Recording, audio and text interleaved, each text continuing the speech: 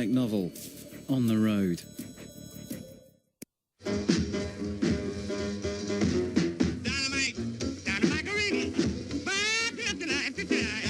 I first met Dean in New York.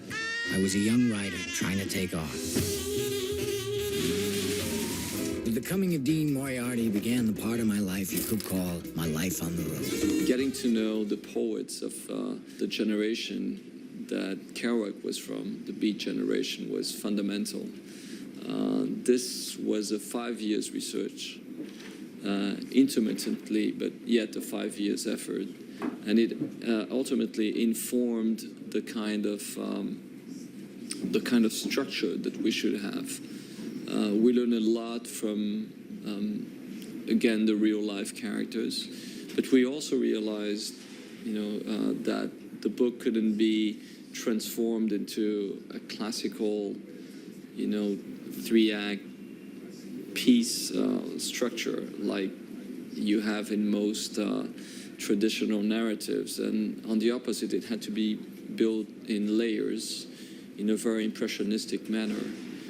Now, every one of these layers had to bring a different quality. I've been involved with adaptations before, and sometimes I can be very obsessive with lines. You get very attached to things when you read a book, and you want it to come across in the film. And I think the most true way to do this was to forget it and really stumble upon those lines. And the moments need to be found naturally. It's strange. It's, Kerouac's writing style obviously is very much like jazz. It moves, it bounces, it breathes. You don't really know where it's going. And we were able to spend 4 weeks learning everything we possibly could, and basically to the point where we could forget it and try to find it naturally. And the movie also doesn't, the structure is so, it doesn't have a structure.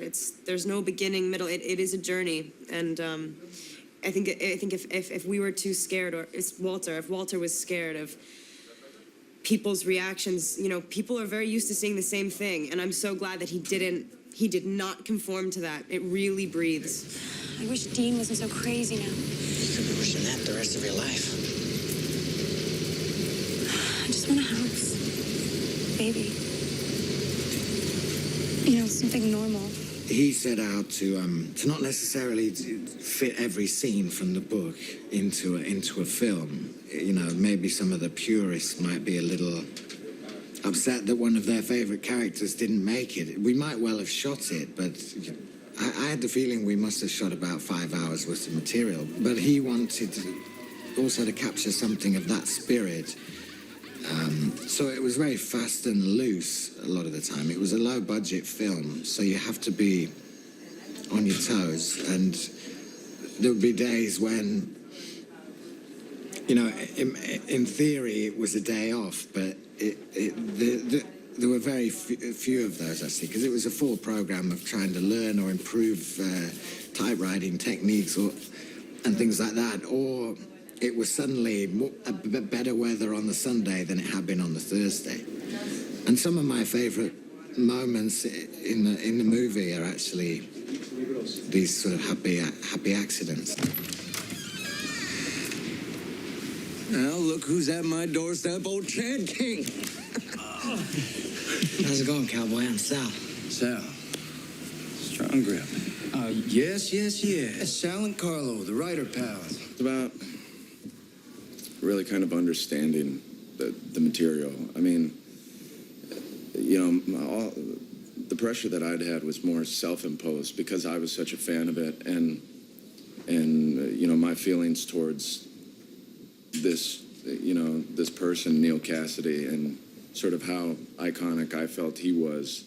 I felt very privileged to be able to portray him, and it was more about trying to research as much as I could to be able to find, this a soul within, the material that I had. I'd had his book, The First Third, which I'd read multiple times. I mean, we have On the Road. There's materials in other sources, like Visions of Cody, where you can get, Jack's book, he's Cody Pomerane. You can see another side of him within that. But then there's the Book of Letters, which are very personal. And when you have a 250-page book of somebody's letters that they've written to so many different people, you get such a sense of a character.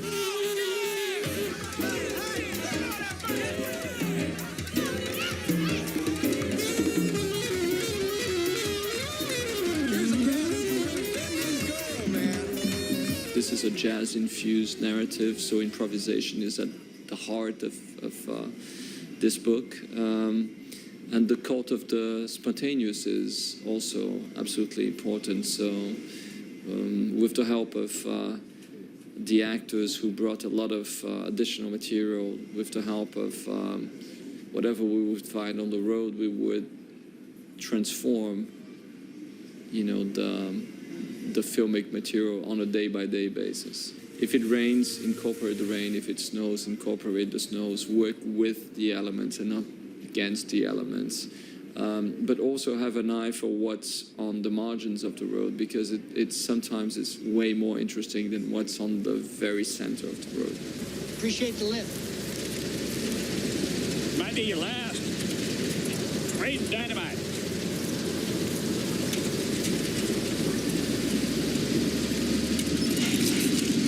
You're looking for that toe?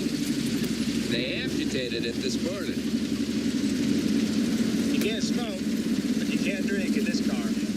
We were allowed to know things about these people in reality that most people just don't know.